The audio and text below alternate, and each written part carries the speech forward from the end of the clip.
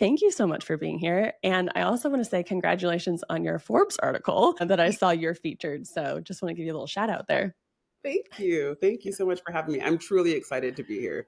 Truly.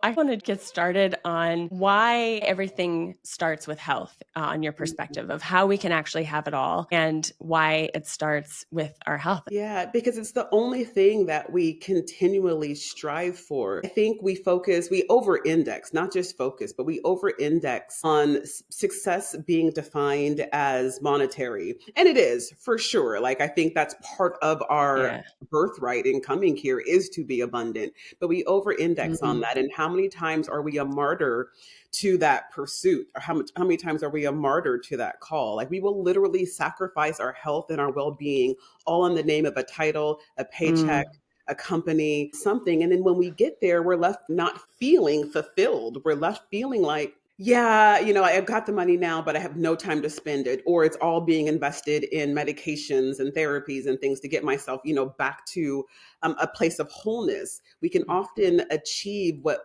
is kind of like materially looked at as being successful, but when it doesn't include our health, then we're still striving for our health. We're still striving um for that wholeness. And so, like, how can you really call that successful? How can you get Mm. to the top but you're Mhm. still not healthy? Because as soon as you get to the top, the next thing that you're going to strive for is your health. And so I say that if we start there, it's really interesting because we've got like Maslow's hierarchy of needs. At the top is enlightenment, which is supposed to be like the most elusive, hard to get to. People rarely get there. And at the Right. bottom, we have these, material needs, which are real things: shelter, food, clothing, relationships. Like, those are all real needs. But we over index, I think, on the hyper pursuit of those things and materialism, and thinking that that's going to eventually get us to enlightenment. But I actually believe that if we start with enlightenment, all the other things will be given to us. And Mm. I use that analogy to point out that this is kind of the same thing with health. I think that if we start with health, all the other things will be given to us because of the energy and the frequency that it allows us to live in, to embody. I have this saying that a healthy body vibrates at the frequency of our wildest dreams. And so, Mm. like, getting healthy first attracts all the other things, but we tend to go do all the other things and then still, I don't feel good. I don't look good. It's still that angst, and it's still that thing that we're striving for. So I absolutely believe that we can have it all, but it does start with us, like, honoring our body and starting with our good health.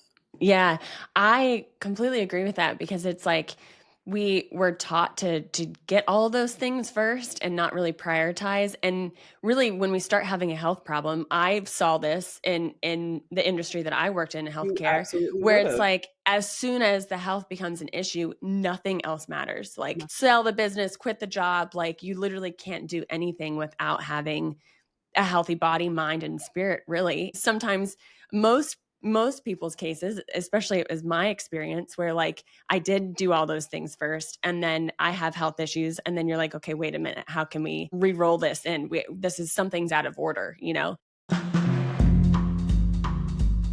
I am so excited to announce to you that CPR Your Soul Mystery School is now open for enrollment. I could cry. Actually, I did fucking cry once I hit publish. This is a complete roadmap to come back to life after feeling dead inside. CPR Your Soul was built for creators, entrepreneurs, artists, and mystics who are ready for a life pivot into divine clarity and rock solid foundations to live your soul code. It is packed with 53 lessons of knowledge and directly applicable tools, teachings, meditations, energy work, light language, and exercises to perform CPR on your soul. There's even a VIP option where you get to go through the course with me at your side for 6 weeks. To celebrate the kickoff, use the code REVIVAL for $100 off until March 31st. I can't wait to see you inside. What about like the connection between self-care and professional success? Kind of, you already kind of touched on it a little bit, but Yeah. when we're actually able to anchor in this and understand it and prioritize it, in the ways of putting it on the task of as high as like, oh, I have to go to work and get money and do all the things. Yeah, 100%. So I believe self care is professional development. That's what I teach. That's what I coach. When Mm, I talk to women in corporate, I need them to understand that your self care is your professional development. That was my story. That's kind of my origin story and how I got to be here. I've got a 20-year background in human resources. About halfway through that, I started a side hustle in health and wellness. I actually was struggling to lose the baby weight like a lot of women do. I accidentally fell into bodybuilding, which is a whole story in and of itself, but I accidentally fell into bodybuilding and noticed that my career went like this. Like mm, it was the practice of self-investment through bodybuilding that translated into discipline, time management, goal setting, strategy, all of the things that I needed to become the executive I ended up becoming in human resources. I got wow. the promotions, I got the raises. I was an adjunct professor on the side. And I believe, not just believe, I know the causality relates back to my health and well being. I had the energy, I had the motivation, I had the inspiration, I had it, still have it. But it's something that because I prioritized all the other things were given unto me as opposed to Mm, focusing on my job and then trying to create space for these other things. I made space first for my health and well being, willing to see what kind of shakes out down the line. If I decide to prioritize this first, if I decide that I'm going to go to the gym in the morning or after work or take a walk during lunch, if I'm going to carry this huge gallon jug of water to me around every freaking meeting and get made fun of incessantly, if I eat this monstrous salad that people think is for us to share, but it's actually just mine, while uh-huh. everyone else is eating pizza at the company, like if I'm Yeah. willing to do all of those things and then see what happens, or that's what I did, and to find out that it worked really, really well, as opposed to saying, "Let me focus on work, and then I'll find ways to carve out Mm, time for this other thing, and then that's going to somehow be better for me." yeah. At the time, it felt like I was rolling the dice to see what happens. Let me prioritize myself and see what happens. And Yeah. lo and behold, it worked out fantastically. And at the Wow. time, we talk now today a lot about personal branding. We didn't Yeah. talk about that 12 years ago when I was Right, doing, right. but what I realize now is that's what I was doing. It was a part of my personal brand. People knew that I was investing in myself. And what better leader do you want to Mm, be in your org, especially over something like human resources, but just in general, what better mm, leader do you want than someone that's clearly taking themselves that seriously and investing in themselves? And when they come to you with decisions, with questions, with issues, with solutions, you know it's done from a place of clarity. It's not done from a place of being a martyr by, ignoring my family on nights and weekends and skipping out on lunches and not getting any sleep and doing all the other things mm. that we do to become successful. They know that it comes from a place of complete wholeness. And I think there's a lot of trust then that gets placed in people who show up to themselves that way to then show up to the organization that they represent similarly. Yeah, I do feel a shift like that because I feel like a lot of ways the idea of self-sacrifice in order to get where you want to go, like you have to Yeah. sacrifice yourself in order to like achieve the things that you want to achieve, is kind of like what comes to in front of mind, which is like really just like, how did we think that that was going to be successful at the end of the day? Yeah. Like it literally does Well, not take us to the places that in a whole state way, and not in a place where we could do this long term. Like, especially for women, I think that doing hard things, I'm just going to say it. It's a man thing. The way yeah, that we know business is from a masculine perspective. yeah, And we can do it, but it costs us more. yeah. Clearly women can do it. We're leading all sorts of things and we're making it look good even though it doesn't really feel good to those Yeah. who are making it look. Yes. So we can do it, but it costs us. And so that's how we got there, is that feminism, came around and was like, we can do all the things the guys can do and we can do it better. And it's like, yeah, but no, it's going to kill you in the process. Yeah. And look at us now.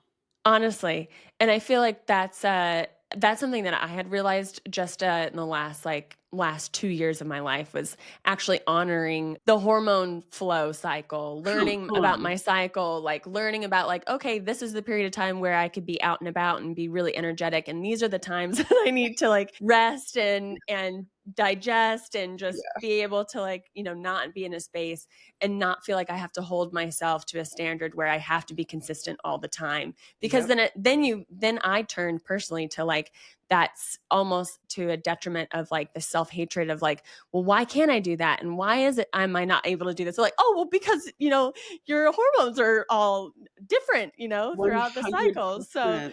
I'm Yeah. like newly learning to those things where now I'm on an app and called Stardust. And it's like I woke up Mm. 2 days ago. I woke up and I was like, man, I feel so great today. I was like, and then I checked my app and it was like, your estrogen's at peak. And I was like, okay, that's why. So I it's love just it. like that learning of like, yeah, okay, maybe we tried to force ourselves into a role that, Yep. just because the quote that comes to mind is like, just because we can doesn't mean we should. Y Like we can do it, but maybe Absolutely. we could actually do it in a very better way.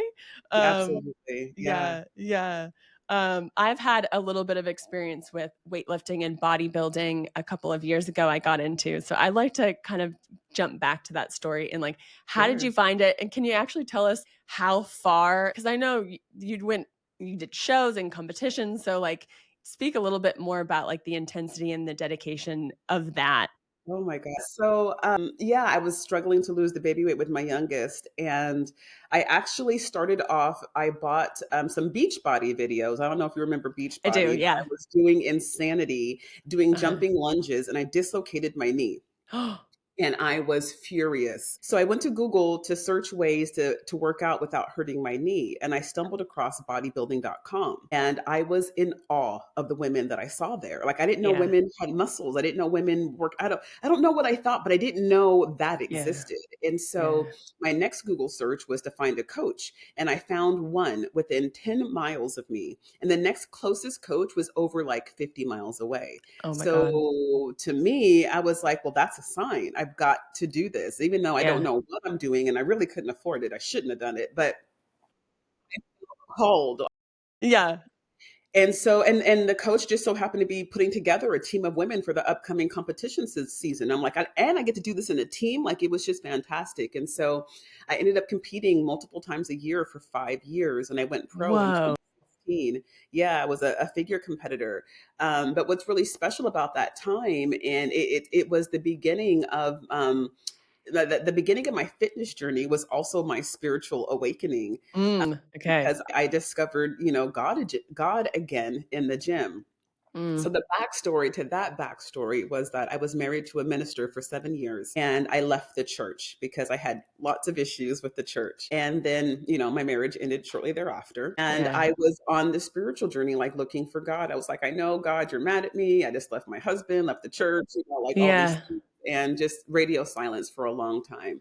Then one day I was in the gym getting ready for a show. It was peak week, which is the week before you hit the stage, which means it's intense. Like you're intentionally dehydrated. Mm. You're not eating any carbs. I was just tired, like trying to push through this workout and feeling like I was going to die, being very dramatic. But it was the first time I heard God speak to me again, so loud and clear from inside, and said, "This is what we came for." And I got a download, and I instantly knew that having a body was 100% the whole purpose of life. The whole reason non-physical becomes physical is for the sake of the body. And I and Yeah. I just knew that like the ache that I had in my lungs trying to catch my breath and the soreness in my muscles and the sweat on my body was all a beautiful thing that spirit got to experience through me. And it Mm. changed the relationship that I have with my body like forever since that moment. And truly coming into understanding that our body is a temple, that anywhere the sacred dwells is divine, anywhere the spirit dwells is sacred, and to treat my body as such. And so bodybuilding put me in touch with that. I went on to become a yogi. I studied nutrition, supplements, martial arts. I owned a gym all alongside my Wow. career alongside my human resources and being a single mother at that time. Oh my gosh. I didn't know they were all together at the same time. I This was was like, all "Oh, maybe she together at went the from same here to time. here to" This Ow! this was all at the same time. But when I tell Whoa. you I was moving in the spirit, when I Yeah. tell you that everything I touched turned to gold because my body was a pure channel. Yeah. bodybuilding was the first time where I ever really like sat with and got to know and like you look at your body all the time as a Mhm. bodybuilder, to understand it and to pose and to all the things. And so like I really became fascinated. I was like, whoa, look at this Mm. thing, like it's Yeah.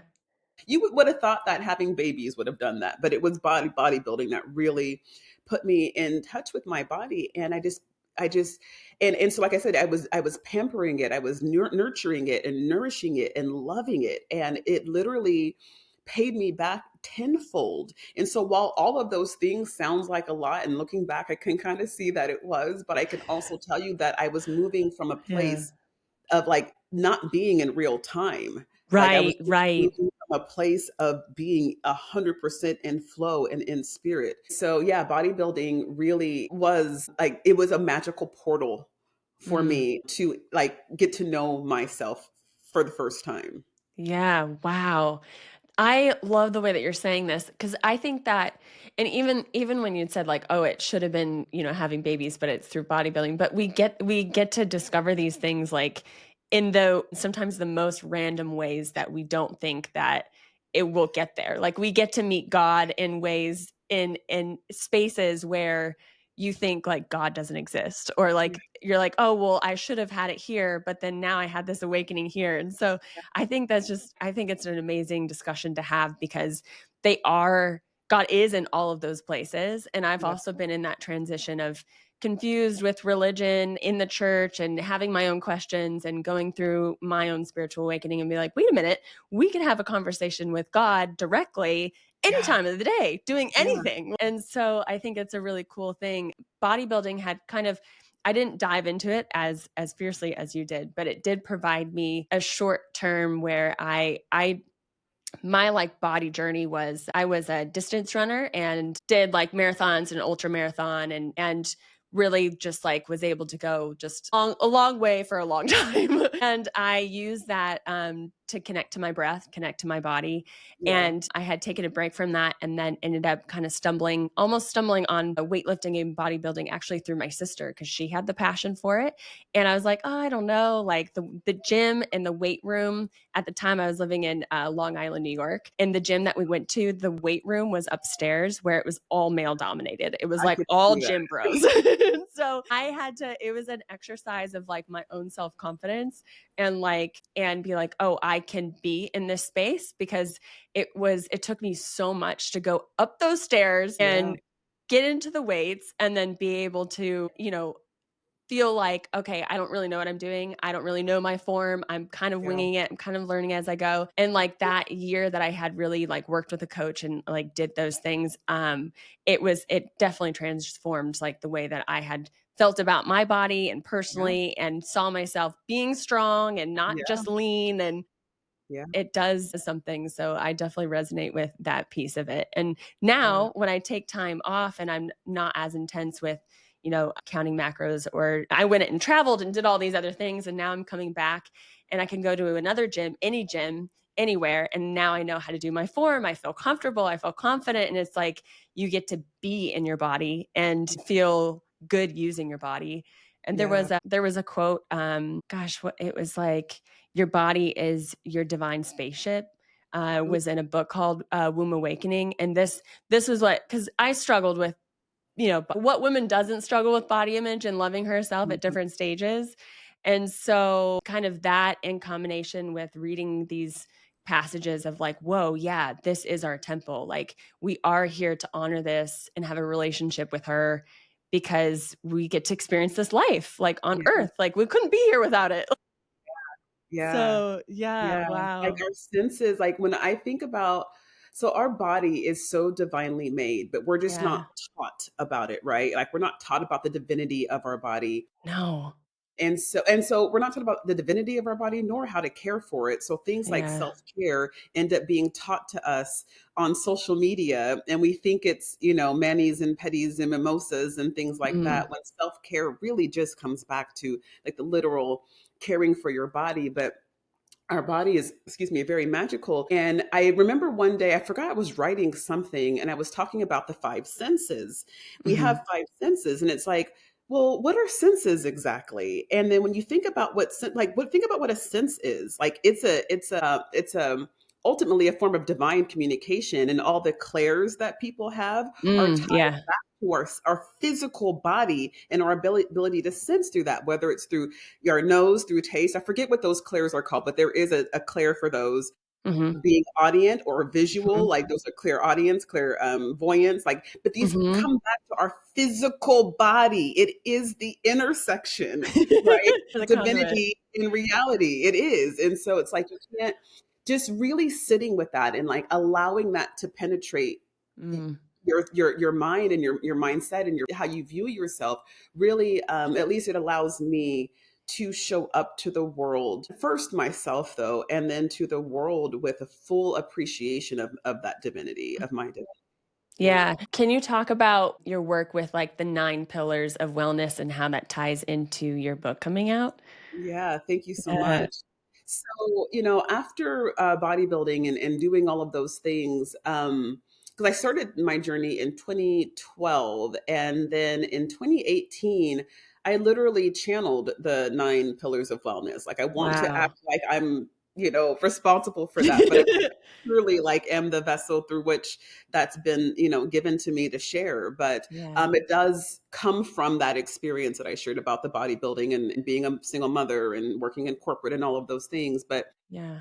across 3 realms, which include mindset, spiritual, and the body, there are 9 pillars of wellness that I really look at as being our home base, really being what we want to be thinking about and turning to and embodying to, I guess, like, make the most of our life here. And whenever we feel lost and whenever we feel like we don't know what to do or what the best next step is, it's always Mm. turning back to these 9 pillars of wellness to kind of help, reset that GPS to get us back to ourselves, back to our divinity. And they are, the first one is usually shocking to people, but it is absolutely the place where every woman especially needs to start. The first pillar of wellness is worthiness and Mm. understanding our inherent worth. And that is just Yeah. something that is sorely, sorely, sorely missing. Then we move Yeah. into trust and trusting ourselves.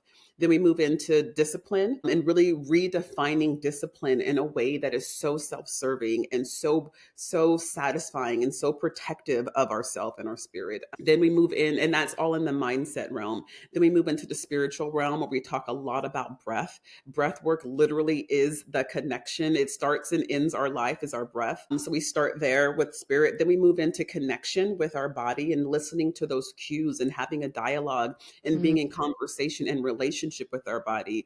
We're so used to numbing or ignoring or just somehow distracting ourselves from every sign and signal and attempt at relationship that our body gives us. And so we talk a lot about connection. Then the last pillar in the spirit realm is presence and learning how to Mm. be present and letting it be our starting point for everything. We often make our starting point for a lot of decisions in the past that we are bemoaning in one way, or we try to start from a future point that we don't even know is ever going to happen or exist. So really teaching us to start Yeah. right here in the present with everything.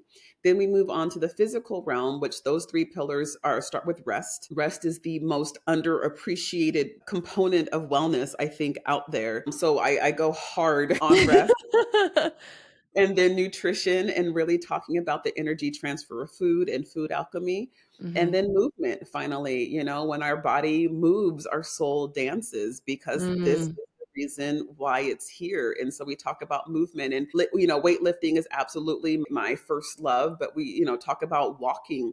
Walking is Mm. another underappreciated component of being healthy, and so, and a few other modes of movement. But those are the 9 pillars spread across those 3 realms. And again, after hearing them, I hope you can kind of get a sense where, if you're out there kind of like wandering, like not knowing again what that best next step is for you as a woman who wants to live this magical life, let's come back to the 9 pillars of wellness, those 9 things I just mentioned, and like kind of take inventory and see where you are. And that's a really great place to begin to bring yourself back into alignment.